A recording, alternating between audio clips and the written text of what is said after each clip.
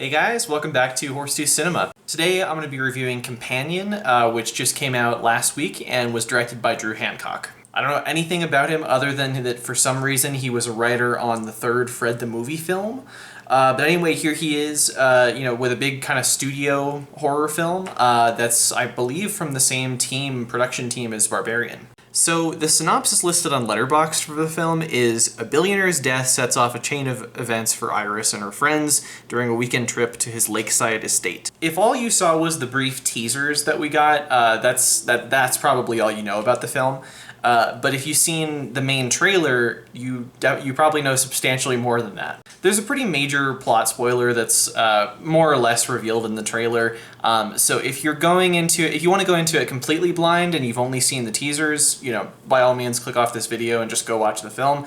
But if you have seen the just like the main 2-minute trailer that came out after that, I'll talk about that detail, but I'm not going to spoil anything else in the film. There's been a lot of discussion online about how giving away that Iris is a robot ruins part of the thrill of the movie, and I can understand that to an extent, but I was kind of surprised how little it ended up mattering.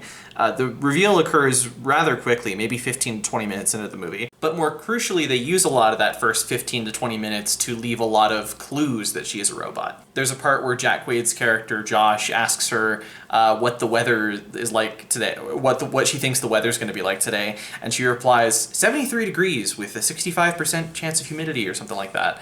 I think later in the film as well, or in that first 15 minutes, they're having a big dinner party conversation with the group, and she starts going into a lot of detail about how much Jack means to her, but she goes a little bit over the top and talks kind of about how much she feels like she's meant to serve him and things like that. Things that would be a little bit out of pocket, or just sort of awkward to phrase it that way in a scene like that. So I think for that reason, there's, intentionally there's a very alien quality to her character right away, to the point where even if you haven't seen that 2-minute trailer that they put out, you'd probably still have some idea of what's going on, even if you can't get all of the specifics that they end up revealing. So to me, it's not so much trying to shock you with a twist as it is trying to sort of contextualize what you've seen contextualize all the weirdness that you've seen up until that point. And sure, you can make the argument that that would be even more effective if the marketing had been different and,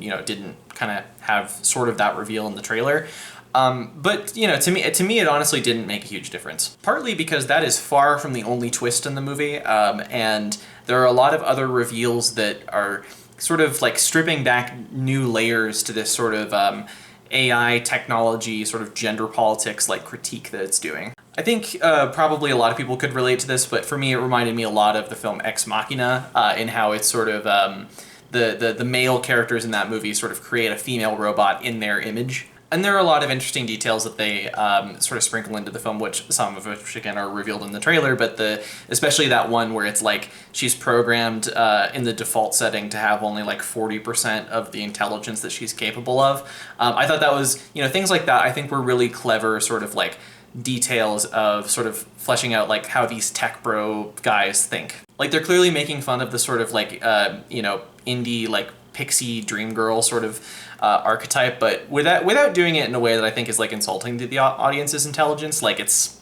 I think it's pretty cleverly done in how they weave it into the sci-fi premise. Also, like Ex Machina, the robot that was created by these sort of horny tech bro type dudes, she ends up using, once she discovers what's going on, she sort of ends up using this image that they've created for her against them. They're so focused on building a girlfriend that they forget that they're dealing with something that is smarter than them and potentially more moral than them.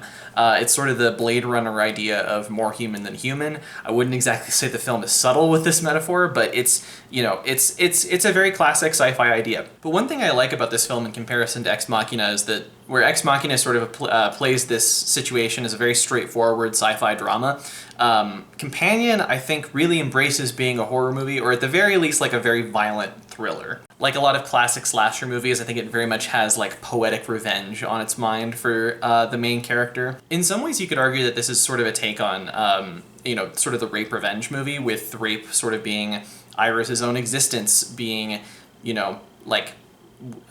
just entirely in service of these other people, and this existence sort of happening entirely without her knowledge at first, and of course without her consent. And there's also another really interesting character in the movie. I won't spoil who it is, but her relationship with this character definitely unlocks another layer for sort of how like an AI robot would view this situation and would react to it in a way that I think does separate the film from something like Ex Machina. So I liked this movie. I thought that it was, pretty clever in terms of the genre pastiche that it's doing. The writing I liked, even though it can be definitely a little bit like on the nose at times, but not to an extent that I felt like that it was way too heavy-handed. But I did have some issues with it, namely just sort of, it's really just with like the filmmaking itself as opposed to the writing. Given that this came from a lot of the same, production crew that were behind Barbarian, I just wish that this film had a better sense of control, especially over the geography that film had.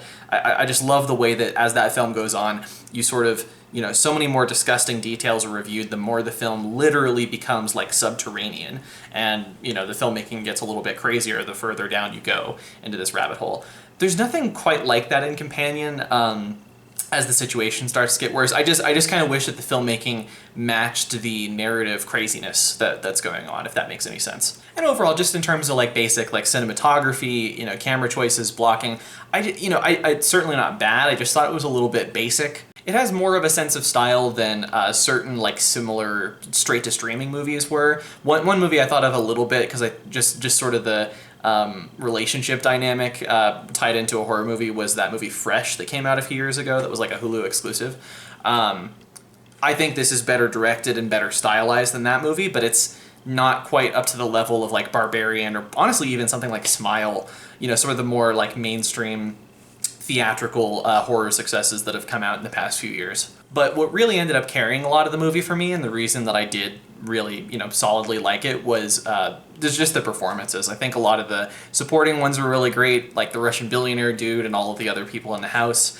Jack Quaid, I think, does the sort of like tech bro, misogynist archetype really well without being like a total caricature, and it's like very clear that they're just trying to, kind of just be the like Twitter, conception of what this is.